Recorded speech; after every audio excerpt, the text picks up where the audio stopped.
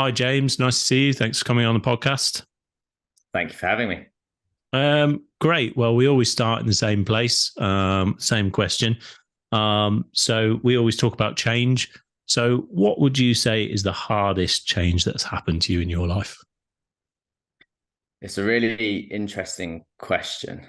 Um, and I thought, and I would think about this in two different ways, I guess. I think people have challenges in their own personal life, and people also have their challenges with work, which obviously is where we do spend most of our time. For those who don't, very lucky, very fortunate.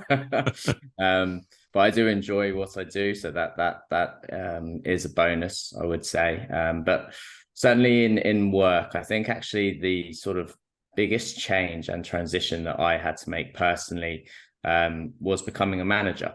And in recruitment, there are very different ways of structuring the business, and you have sort of non-billing managers, we call them, who are essentially very people-focused managers there to ensure that the consultants are sort of hitting targets, working towards KPIs as any manager does. But they aren't targeted then around any of the sort of sales aspect of recruitment, so to speak.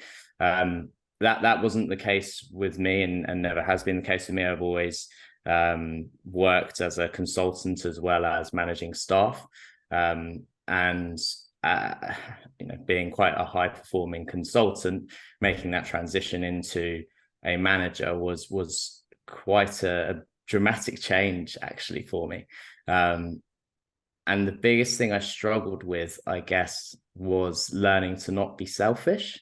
It was very hard to delegate work when it's for the benefit of the company, it's for the benefit of your staff members, and you want to see them succeed. But it equally does take kind of that strength to stop being selfish.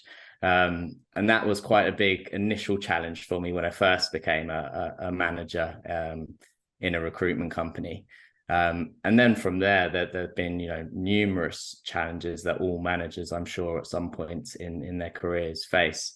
And I've been managing staff now for probably 6, maybe 7 years. And I would actually say I'd still class myself as a relatively new manager. I'm always learning and trying to develop how I manage. And I think that for me was just such the biggest change, really, of trying to adapt from being very selfish with my time, being very selfish in my approach, to affording others time, helping people in their career, and helping people to actually map out their career as well, which is really funny considering that is my job, to help other people in their careers and help them.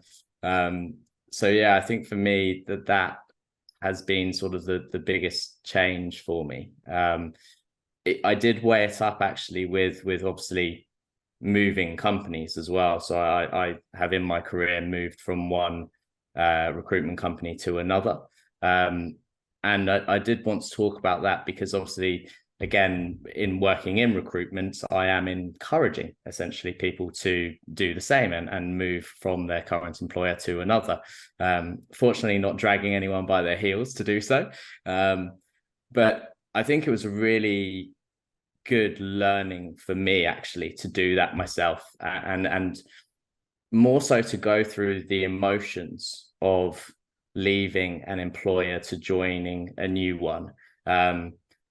Going through that sort of process of handing in your notice is really daunting, isn't it? And how do you approach that? And I had known my former employer and worked for them for more than 7 years. And we built a very good friendship, I would say. So it is very difficult, and I think it really helped actually me in my career to understand what people are going through from that psychological standpoint as well, when they are making these career moves. But then also on the flip side of it, when I joined the new business that I was working for, the culture was extremely different, process is extremely different. and seeing that and going through that and again, the feeling that I had, and going through that and slight uncertainty, you know, have I made the right decision here? How do I feel about this? And I did, you know, have conversations internally, and I think that really helped. But going through that particular change, I think for me personally, and also for my career, has been really useful, so that I feel like I've gone through and can understand from a psychological point of view what others have gone through in that change themselves, so that I can try and offer, you know, my 2 cents, my piece of advice around that as well.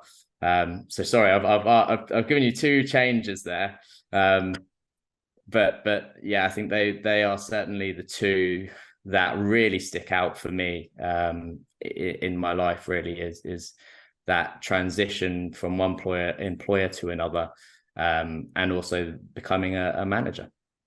I think it's interesting what you say about you still see yourself as a new manager after how many years did you say that was? Was it six, 7 years? Yeah, so 6 or 7 years of being a manager, and you class yourself as being a new manager.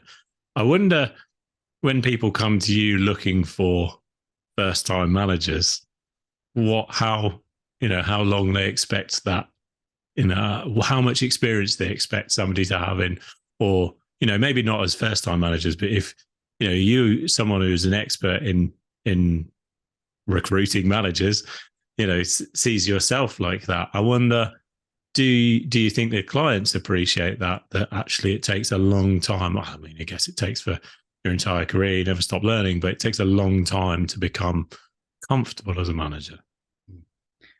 I think that's really interesting, because certainly the criteria that we are given when we are recruiting for managerial roles, I would say, looking at experience, they are typically looking somewhere between 3 to 5 years of management experience. So I like that you've raised that, because I've never thought about that until right now, that there probably are people out there who feel the same as me. And I guess maybe to a degree it could be partly imposter syndrome, which is something I learned about last year, actually just through my fiance, funnily enough.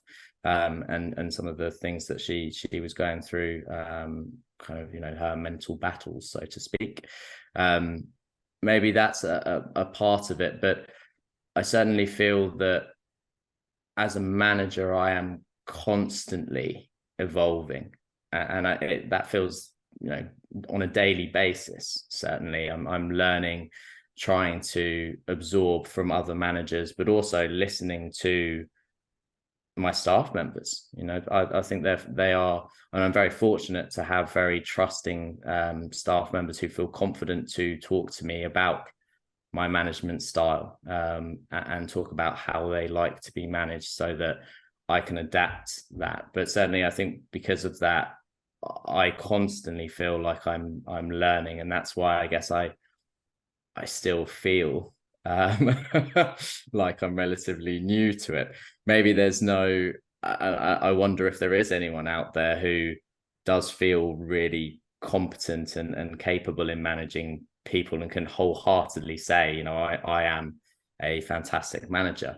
I certainly have met in my career and in my time people who I believe are really fantastic managers, and have heard from, you know, staff members that they are managing really good feedback, as you do, which certainly helps in with recruitment, etc. But yeah, it's an interesting point to raise, whether people actually how do you feel in regards to management? Did you ever have those same queries? Or I think I used to think I was a great manager when I was younger, particularly after a short time in sort of your first managerial role, and you have success.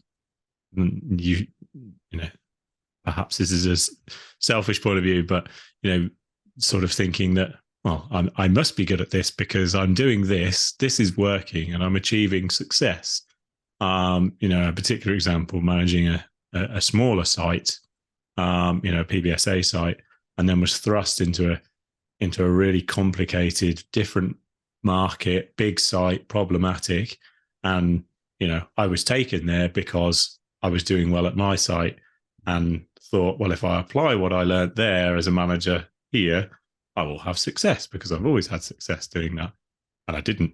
And I think that's where you want to learn, isn't it? To hopefully, not learning by mistakes, but certainly, I think that's my take on it. Was I thought I went back to then realizing actually you're constantly learning as a manager, and I think that sort of stayed with me, not to rest on my laurels too much after getting burnt that way. Obviously, the focus of this podcast is change, and obviously you focus on student accommodation, build to rent, co-living.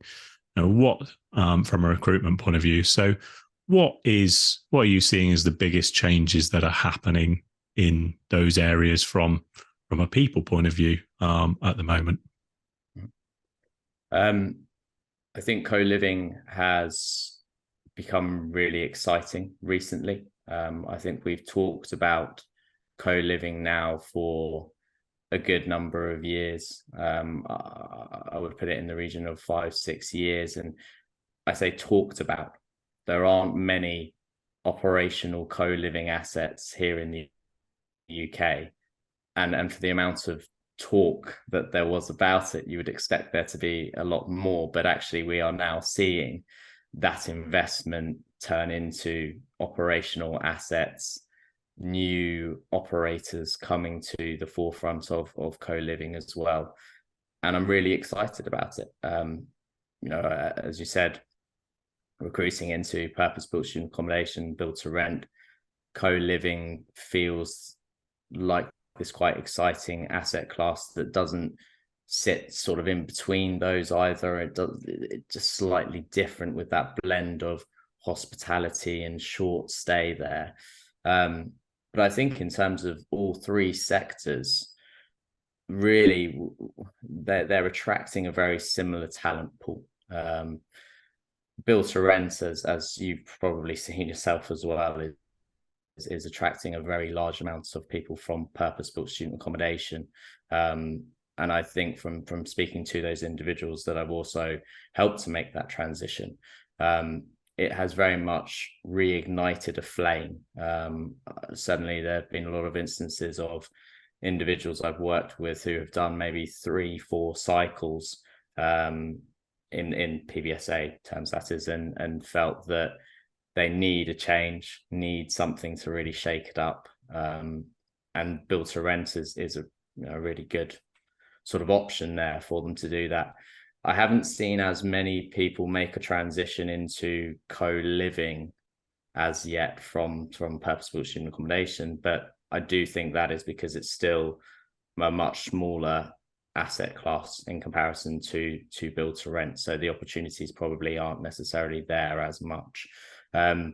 What I would like to see more, if I'm completely honest, especially in build to rent at the moment, I would like to see a higher influx of talent from hospitality, from retail. I think it's going through, really interestingly, a really similar cycle to PBSA. And I remember saying this to people and saying, build to rent is like what PBSA was 5 years ago. We're a couple of years down the line from me saying that now, and actually we're still doing the same thing. So PBSA, when it first started really growing, a lot of the clients, a lot of the operators, owner operators wanted talent with that experience from purpose-built student accommodation. So there was a lot of headhunting and a lot of people moving from operator to operator. And that over the years, I think as salaries started to increase bit by bit, people realized that was unsustainable effectively. So started to look at talent outside of purpose-built student accommodation. And that's when we found, the transferable skill sets from retail, from hospitality, and started to bring in that talent, which actually evolved the sector and brought new ideas to it, which was fantastic. We're seeing the same thing in build to rent. everyone is we're seeing new operators come, and I think that's what's really interesting. You have new opcos created that are then wanting to bring in talent from build to rent to ensure their success, so to speak. So they're then headhunting, happy to potentially increase the salary slightly again, and we're kind of missing out. But we're slowly getting there, but I would like to see more change there, and more openness, I think, to that talent pool from hospitality retail that PBSA certainly realized and has realized now for a number of years that it's a really good talent pool to tap into to advance the business more than anything. So I think that's kind of what I'm seeing in terms of certainly site staff, some of the head office staff as well. From an investment perspective, PBSA, BTR, Co-Living, all in a relatively similar space. There are a lot of investors interested, looking at the yields in all asset classes. They're still relatively strong. There's still certainly a huge demand in PBSA, isn't there? Which I can't believe, we're still at this point. I remember, I think you and I having a conversation years back of certain cities, Newcastle, there was always one that was talked about of just being so oversupplied. And, we're back again with actually the conversation of, is there enough purpose-built student accommodation in the UK to meet demand? So really impressive that we're in that position, and great for the investors to be able to look at, I think, PBSA alongside BTR and Co-Living as asset classes and have quite a, not hugely diverse portfolio, but be able to have that diverse portfolio there as well. Do you think now, and I agree with you in terms of where the PBSA sector is, do you think that there's going to be a bit of drain on the best talent in PBSA looking at moving to build to rent or co-living, or because of the upsurge again in demand post-COVID, is that seeing a resurgence that actually people are willing to want to stay in PBSA, or is build to rent, co-living shiny and new and they can go and progress their career that way and go and take the best people? Are we going to see a drain on great talent out of PBSA, or, as you say, are we going to backfill that in PBSA with people from hospitality and retail? Difficult question to answer.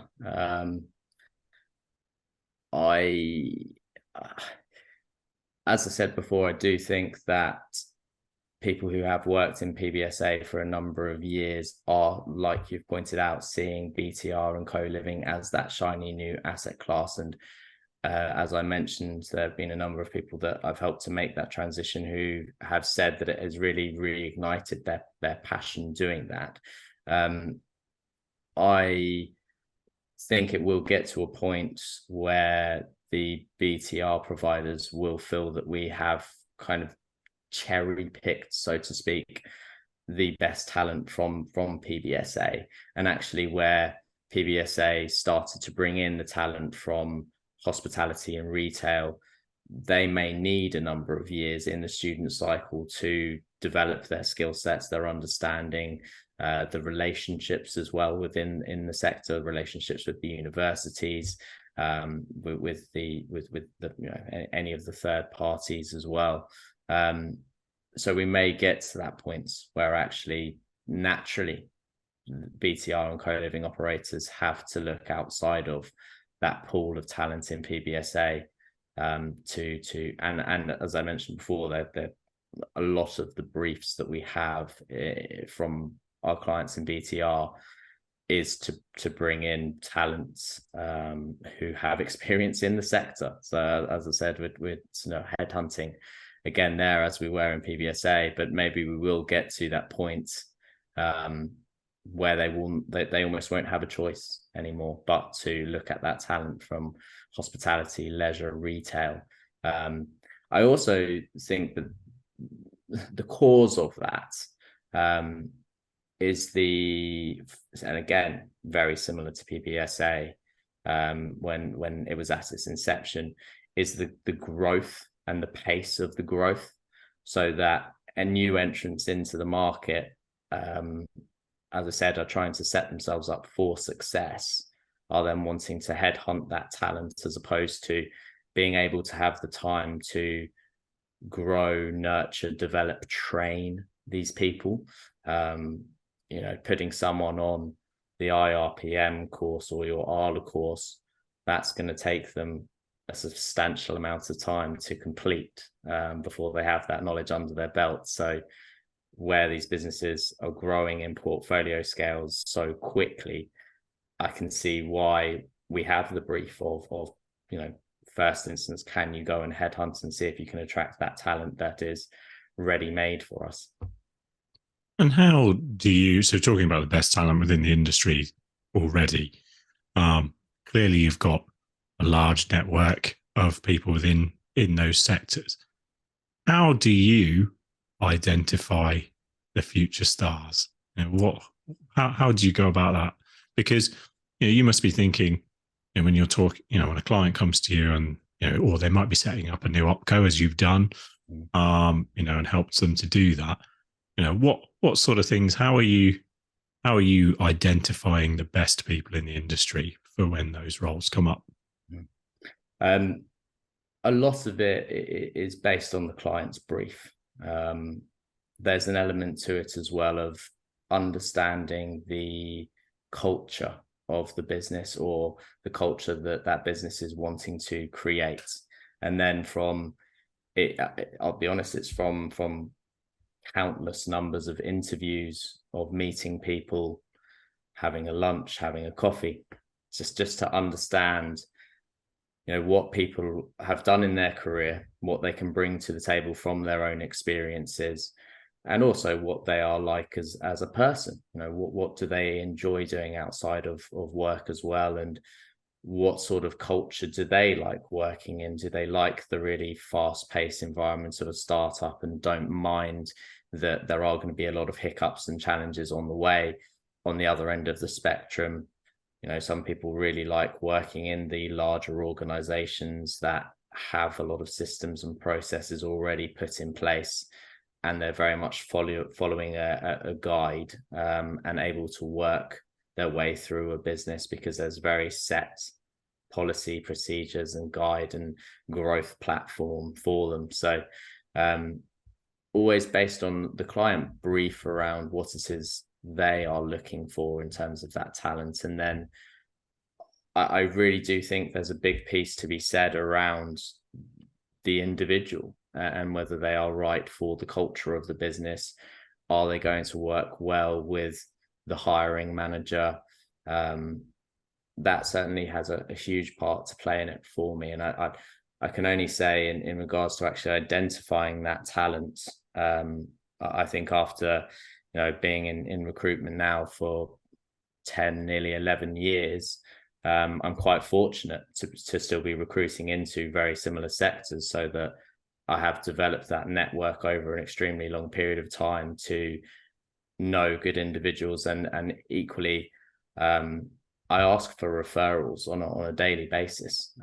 I've found probably some of the most talented people that way, if I'm completely honest, through people saying, I've worked with so and so at this business, they were fantastic, and even approaching at times people with a brief, asking them, this is the brief I've been given by my clients. We know each other very well. I know, the client would like someone similar to yourself in terms of that. Do you know anyone that you've worked with, who you've worked really well with, who has this skill set, but is as a person and personality wise and traits, are they quite similar to you? And that's how I think actually we find the very, very best talent is through referrals. And how did you learn to do that? Anyone sit you down and train you how to be a recruiter? Not really. And made some big mistakes along the way, I would say as well. So very fortunate to still be able to work with a lot of similar people that I have done over that duration of time.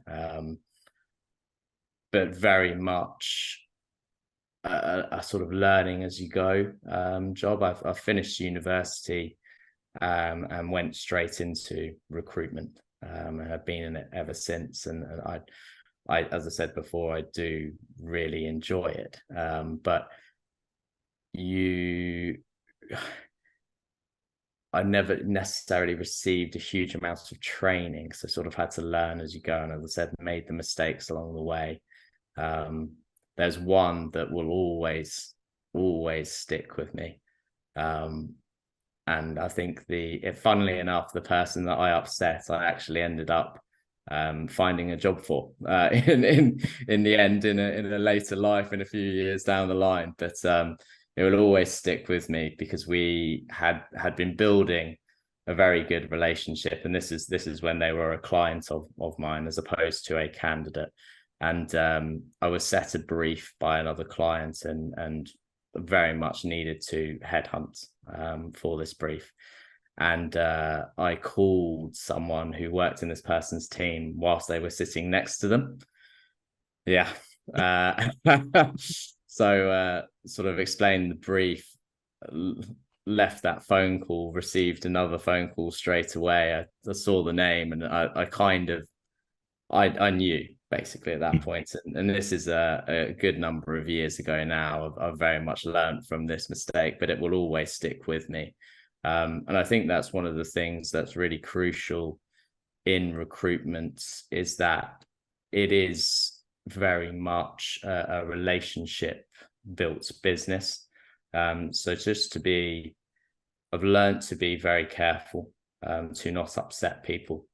I think there are a lot of talented people in the organizations that I recruit for, and yes, other clients that I work with would most likely be very interested in those, but it comes at an expense and a cost of more so relationship and reputation, which I can't afford to lose. So I've learned to be very sensible and tactile in my approach. And I think that's where I mentioned earlier, referrals are actually quite good as well, because a lot of the time I'm asking people who I have built up a very long-term relationship with and a lot of trust there, to say, do you know somebody who might be worth speaking to about this brief? And a lot of times I'm then, for the majority, being introduced to someone who is actually actively looking to leave their current employer. So it makes that conversation feel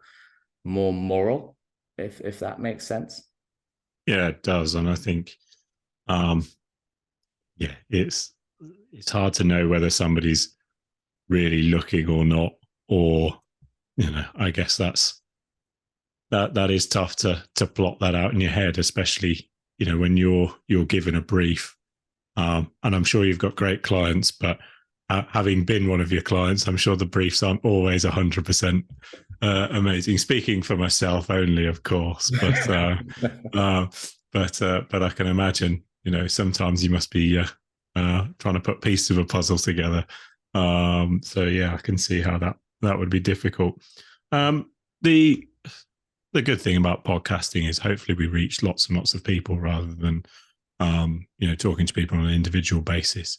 So if you could talk to all the potential future candidates out there that you're going to help find their next move, what are the sort of things that are going on at the moment that they should stop doing or maybe start doing, in terms of, in terms of tips and advice, practical things that people can be doing before speaking to you about their next move? Mm-hmm.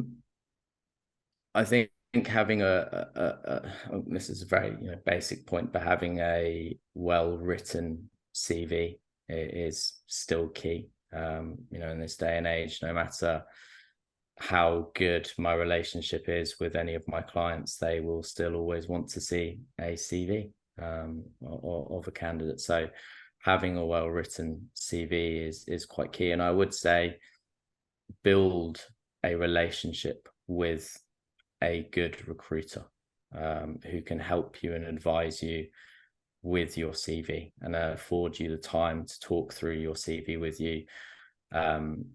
You need for that recruiter to really interview you in depth and go through your CV to ensure that you're also highlighting, the best aspects of yourself and your career on that CV, and it to be written for other people to understand, and potentially other hiring managers in other sectors to understand.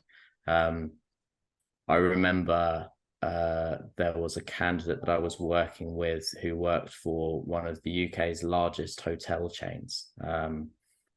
And they used a lot of internal rhetoric on their CV, which I had actually come to understand through headhunting people from this particular hotel chain, fortunately. But to put that CV in front of a hiring manager from PBSA or BTR or Co-Living, some of the terminology that they are using does not make sense. So sometimes it is a case of, when you are writing and looking at the CV, making sure that somebody who doesn't understand your business, doesn't understand your sector, can understand what you are doing. So brings me back to building that relationship with a recruiter that can take the time to speak to you about your CV in detail and understand your career history and achievements, I think is really important. I think that would be my main point, actually, to say to all prospective candidates out there, and even if they aren't working with myself as a recruiter, it is to build that relationship. It's really, really important. And we're human beings at the end of the day, and we like to have a conversation. That's probably why any good recruiter, I would hope, enjoys speaking to people and engaging with them. But certainly, I feel I've been able to help people a lot more so where I've built up a good relationship with them. And sometimes that is very, very quick, and it can happen quite quickly. Other times it's over a course of a number of years, if they aren't necessarily actively looking at the particular time when I first meet them. But things change over a number of years. But building that relationship and understanding what your recruiter can bring for you, and having that trust in the recruiter as well, I think is really, really important. And part of that, like I said, where sometimes building that relationship is quicker than others, I think a lot of that comes down to the trust that people build. So I often ask for a lot of people to trust me, and I think people refer friends, former colleagues to me because they've had a good experience and have had built that trust with me. Certainly, I ask and try to ask a lot of the people that I have helped to secure new careers for a recommendation, so that I can say to other people, here's a number of recommendations that I have received for the work that I've done in this sector, whether it be PBSA, BTR, Co-Living, to really put people at ease and for them to trust me, to help them.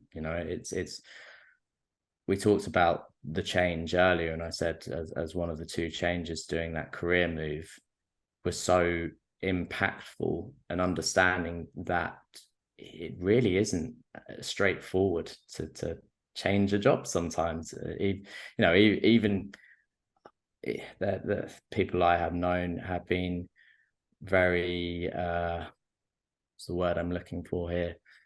I guess in simplest terms, just very upset with their employer. And even in those times, I think there's still a lot that you think about when you are deciding to leave and make that transition and change. So just sort of building that relationship with someone that you can talk to. I certainly have a number of candidates, clients as well, that I speak to on a really regular basis and just have a chat with, and can often offer some form of advice. I'm not a psychologist, that's for sure, and I'm not trained in psychology in any way, shape or form, but I have worked in recruitment for 11 years now, spoken to people for 5 days a week for 11 years about employment.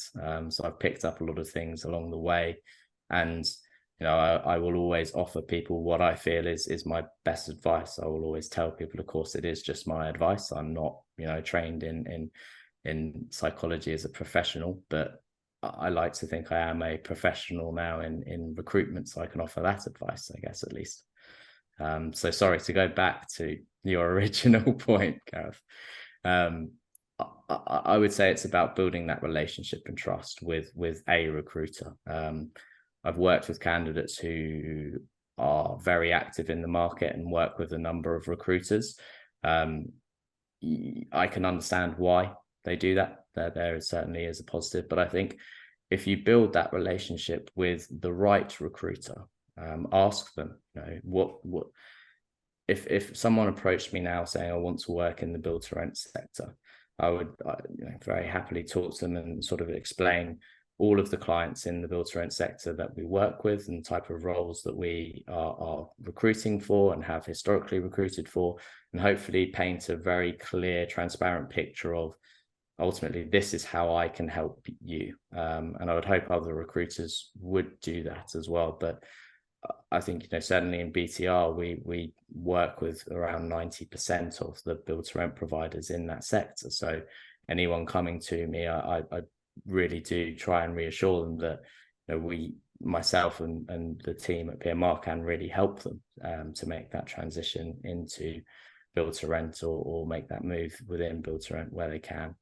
And therefore, I would always prefer working with candidates when they are working with us kind of solely, whether that be myself or my team as well, just to really help them and kind of guide them in that sector, whether it be PBSA, co-living, build to rent, as to which employer is going to be best for them, which culture is going to be better suited. And I think having built up that knowledge and working in the sectors for such a long amount of time now has enabled me to be able to really be transparent and paint that picture to people of what certain employers can offer, what they can bring to the table, so to speak, and the type of cultures that they are going to be working in if they're working in those businesses.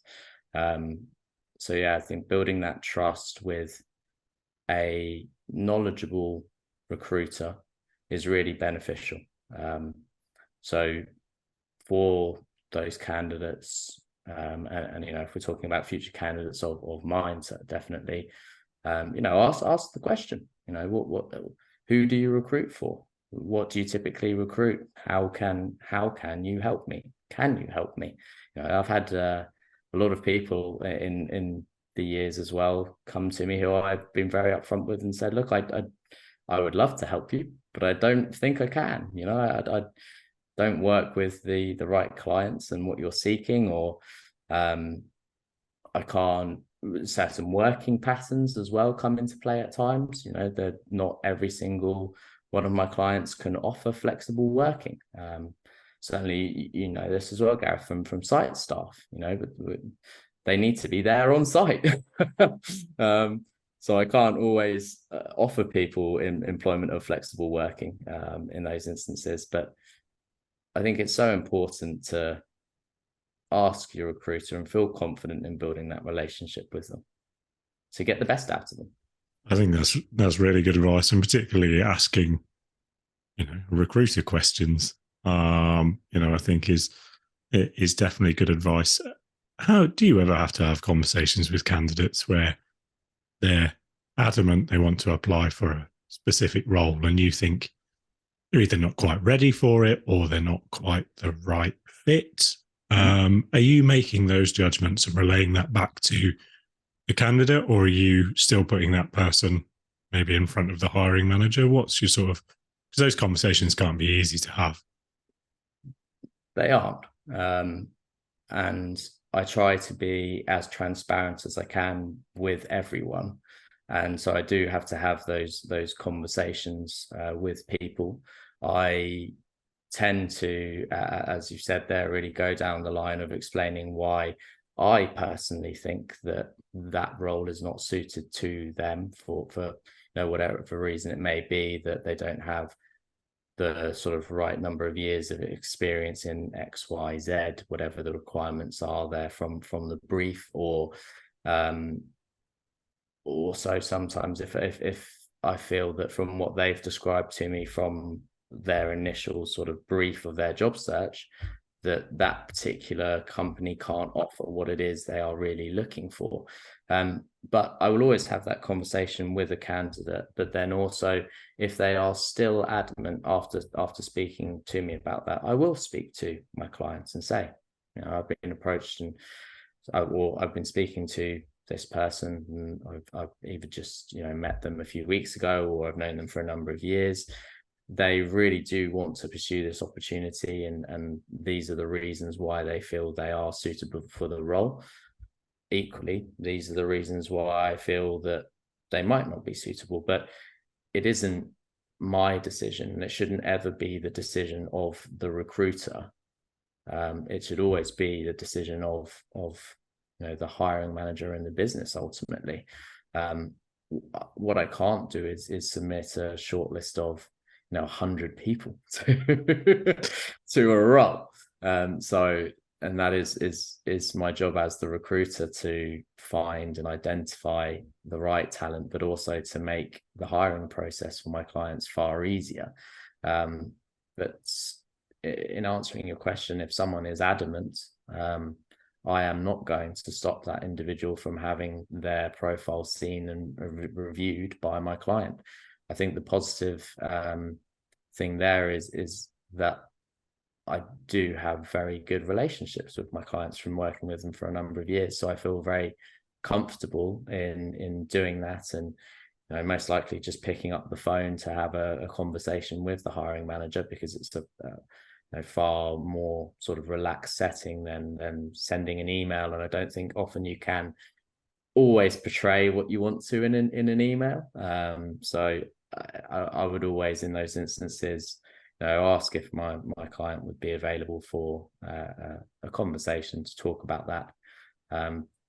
Very difficult conversations to have with candidates, and I certainly have had those a number of times over the years. Equally, there are people that respect my feedback, take it on board, and move on and wait for the next right opportunity to come, which is really good. And I appreciate that when people can kind of respect my feedback to them. But equally, as I said, if someone is adamant, I think it's the right thing to do.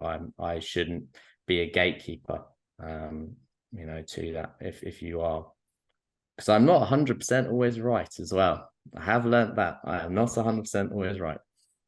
Yeah, you mentioned flexible working, and I guess home working, is a big part of that flexible working. Is that causing problems in recruitment processes with misalignment? Even getting further down into the stages of a recruitment process, is that still? Are we still having to have negotiations over the amount of flexible working? And I think it's a good thing when used in the right way, and operators are set up to allow flexible working and communication in the right way. And I think there's some doing it really well, and some that probably aren't. But is that still causing problems for recruiters in the middle of those negotiations? Most definitely. I think because we've tackled it now, sort of coming away from COVID, I've got very used to having those conversations up front, and taking on sort of the requirements from a candidate. Now it is a question that I will ask and be very upfront about then the type of opportunities that our clients can offer. There are site-based roles which cannot offer flexible working. Equally, there are other businesses that are more open to it, or head office type roles that are. And in some instances, I've said to candidates who that certainly been interested in build to rent, talked through with their skill set and experience, talked through the various working patterns and requirements from some of the build to rent providers, and ultimately it's not the right sector for them actually, because they want to have more flexible working than that sector can provide. Similarly with PBSA, I guess, as well. It's been really interesting, I think, with the build to rent providers who I would hope, and certainly speaking to them, I don't think anyone feels that they've really sort of nailed their operational strategy yet. Everyone is still evolving. And so the kind of working hours and patterns have been changing a lot as we've moved through the years to make sure that they are attracting the right talent as well. When we first started sort of working with build to rent providers for the on-site staff, there was quite a desire to have on-site staff work a 5/7 working pattern, which is very similar to what you see in hospitality, and some of the earlier and later shifts. So some of the shifts ending at 8 p.m, some of them starting at 8 a.m. as well. And that's been interesting to see how that sector has also started to change the ways in which they're operating their buildings so that they are ensuring that they can attract the right talent. You know this from PBSA, Gareth, say an accommodation manager or operations manager, whichever title we give it, they typically in purpose-built student accommodation work Monday to Friday, 9 till 5:30 or thereabouts, a 37.5 or a 40-hour working week at most. So some of our clients in build to rent were very unable to attract that talent because they were trying to recruit on a 5/7 day working pattern, and people didn't want to lose out on their weekends. And I think it's really interesting to see these conversations continue around the flexibility. And I have seen our clients sometimes mold their briefs around certain individuals as well, which that's probably where you said earlier, sort of later in the line of the recruitment process.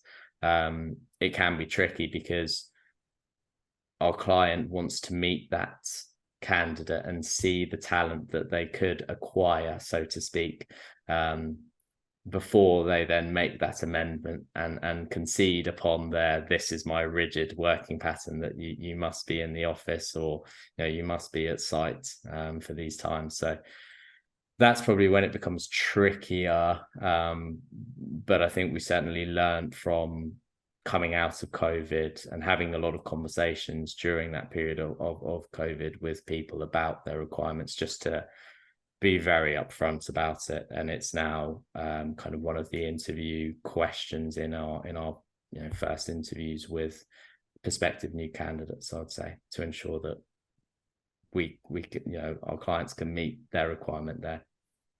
And talking about perhaps focusing on PBSA in particular and that sector, how would you describe the state of the talent in the sector at the moment? Are you positive about the people that are being attracted to it or already in it? Is the future looking bright for the talent pool in PBSA? I think it is, and we talked about it earlier. I think there is still a lot of growth happening in the sector and a lot of investment still, which it used to surprise me. As we said, I felt that it was potentially becoming oversupplied, but the numbers suggest that it's not, and investors have confidence in the sector. We're still seeing a lot of portfolios being transacted, which is impressive. There was a natural sort of lull over that period of COVID, which you would expect from any sector. But what I've really enjoyed seeing from recruiting into PBSA is the talent that they're bringing in from, really, I guess, diverse talent from different employers, from the leisure industry, hospitality industry, and retail. And I think by doing that, they've brought in other skill sets that they potentially didn't even necessarily know that they needed. It's just another pair of eyes and another way of thinking, and a different approach to processes, policies, procedures, KPIs, customer service, really important. So I do still think that PBSA probably are sort of a few steps ahead there, actually, than some of the other sectors that we recruit into. But there are some fantastic people working in PBSA and who have had a number of years really proving themselves, and certainly there are numerous managers that I think really highly of. I've heard from their employees, their approach to management has been fantastic. So yeah, to answer your question, I think there is still really good talent in PBSA, and I think it's still an attractive sector to work in, from especially from hospitality and leisure. I think what PBSA can offer is a very similar environment with new challenges, still in a growing sector, and to some degree, in some instances, and it's not the same for everyone, but for people that are looking for an improved work-life balance, I would say, I think PBSA is still very attractive to people. And I only just thought of this question, but so forgive me.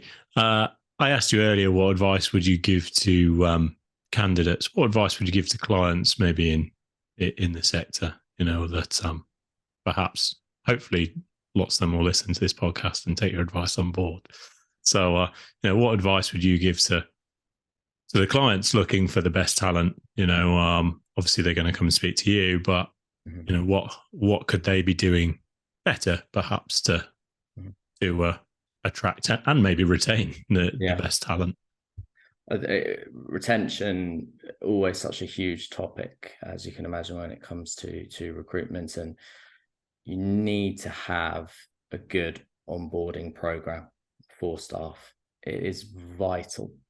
And I have worked with businesses in the past that haven't necessarily had that in place, and it doesn't always work out. Sometimes it does. If you have those individuals that are wanting to work in a more startup, fast-paced environment, they tend to be the businesses that don't have that good onboarding plan.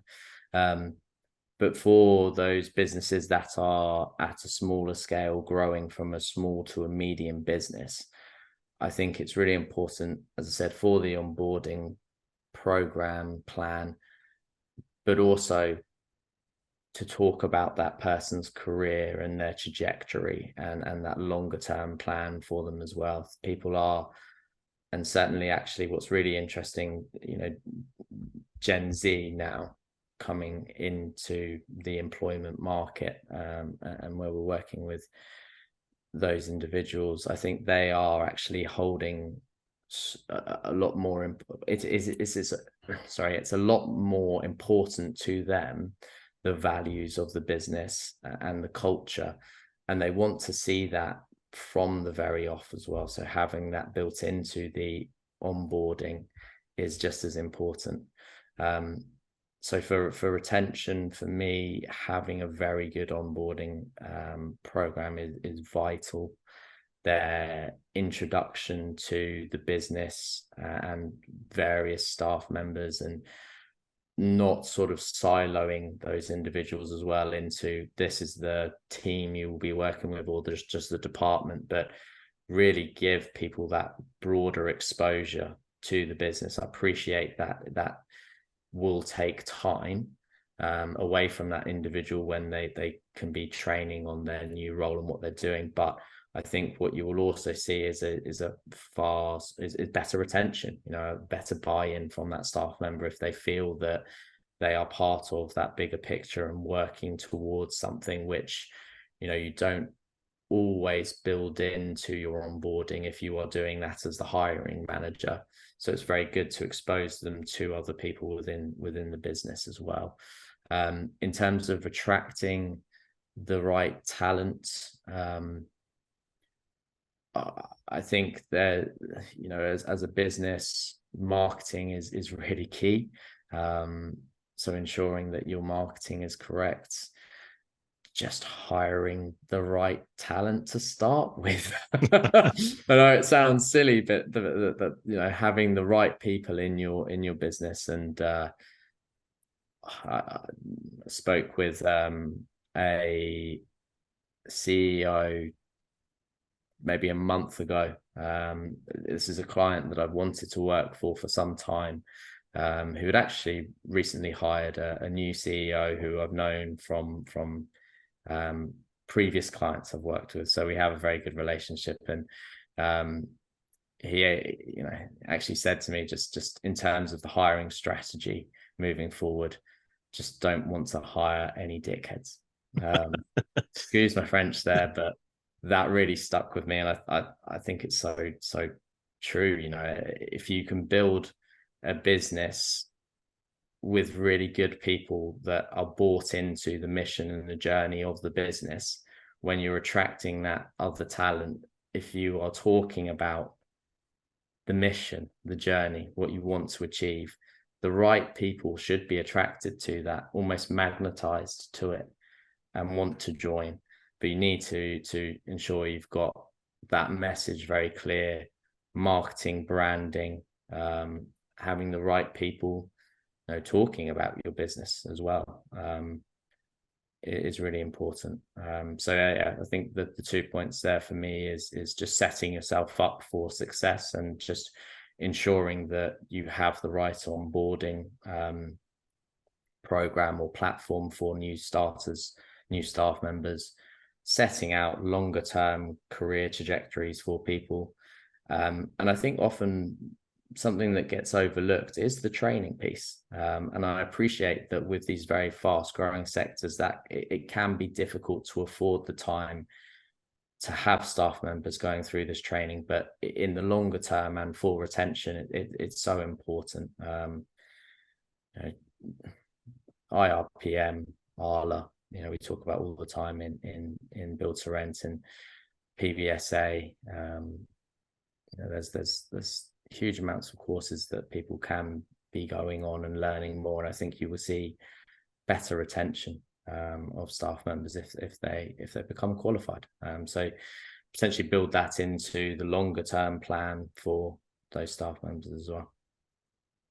Is it tough being a recruiter? It's not easy, Gareth, that's for sure. It's recruitment is, and I think always will be, a roller coaster. You know, you do have these amazing highs and amazing lows.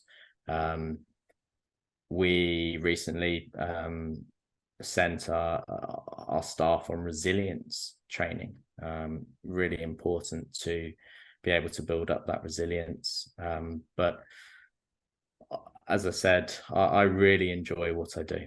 And I think, and I hope that other recruiters working in recruitment industry do love what they do as well, and have that passion for their sectors that they're recruiting into, their job itself, and just you know, helping people, speaking to people, so important. So it's a very tough environment to work in, as I'm sure you break recruitment down, it's sales effectively, right? So I can appreciate all sales industries probably similar in that you know, roller coaster analogy I've used there. But I think as long as you know that you built up the resilience and you enjoy it, then it can be a very rewarding job as well. You know, there's a huge amount of satisfaction from helping people in what is a huge decision, a huge change in their life, and doing that successfully, you know, it's great. And I think I've been very fortunate that I've been in that position so many times that I now have relationships that have spanned over, in some instances, over a decade now. And that's great. I love that side to recruitment. So yes, it is very tough. It's a tough job. It's a tough industry, but it's very rewarding at the same time. So how do you relax? How do you switch off? Like how do you put recruiting to one side and take the strain off? Holidays. Nice holidays in the sun. I've just come back from Coachella actually, which was amazing.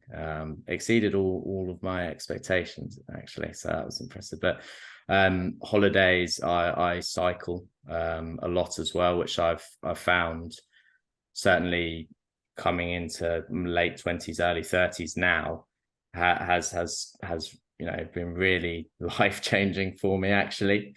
It really helps to clear your mind, just being out on the bike. If I'm cycling to, I live in Wandsworth, if I'm cycling from here out to Windsor and back, or if it be down to Surrey, and that could be 3 hours out on the bike with just your own thoughts, but actually you tend to sort of really switch off, and you get into this state of a flow when you're on the bike as well. And if I can get to that point, it feels fantastic. You sort of shut off from all of those negative thoughts and you just really relax into cycling the bike. And I guess it must be all the adrenaline, endorphins flowing through that you just feel really positive.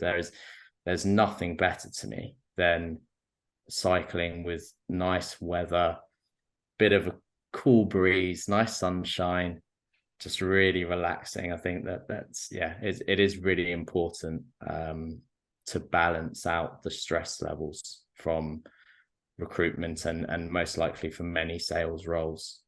So for me, those two things are probably my vices. Holiday and cycling certainly help me.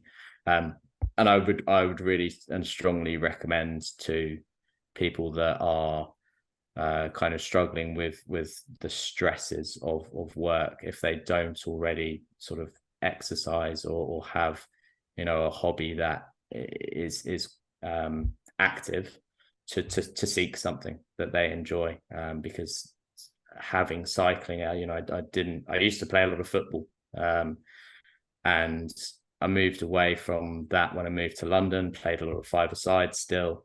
And that slowly becomes, a bit laborious. It's mainly in the evening after work, and recruitment can often pull you to working slightly longer and abnormal hours at times, because you need to speak to people outside of their working time as well, right? So finding cycling for me has helped me massively in my life. So it may not be cycling for anyone else, but certainly I would recommend to people to seek, if they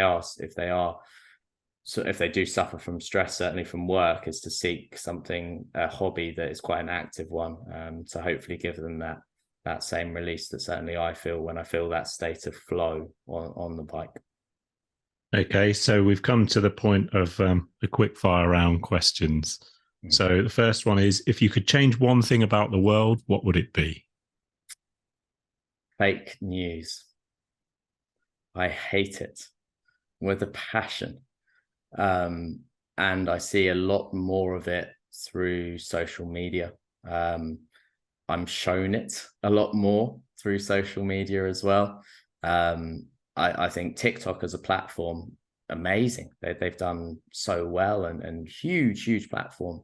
But certainly through that medium, more than others, I've been shown, I don't use TikTok myself, but I've been shown, fake news, fake sort of advice as well. And I don't, it's not helping anyone.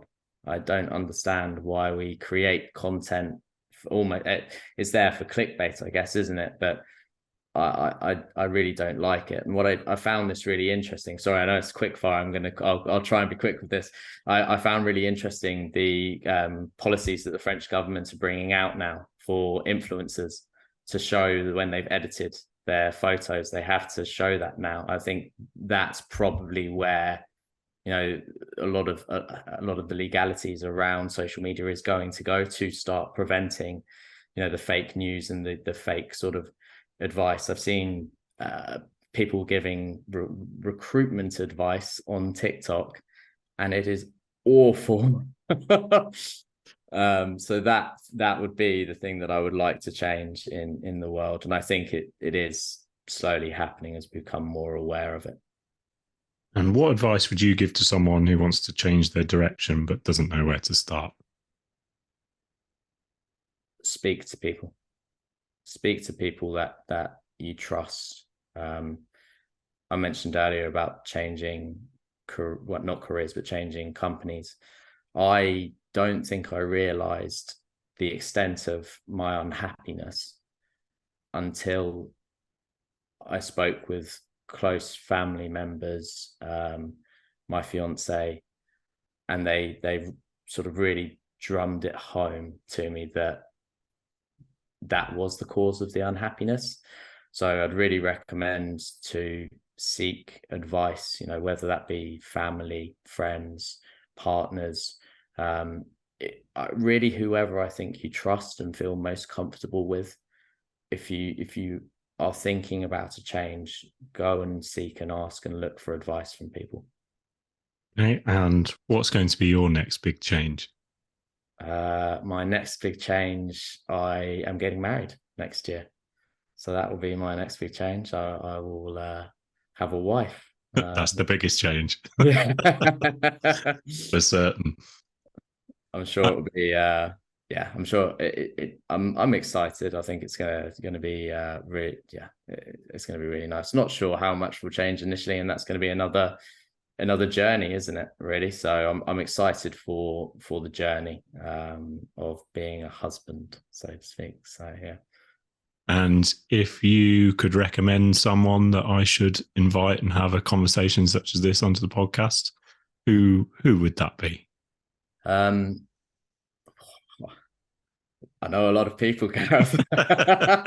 You can give me more than one.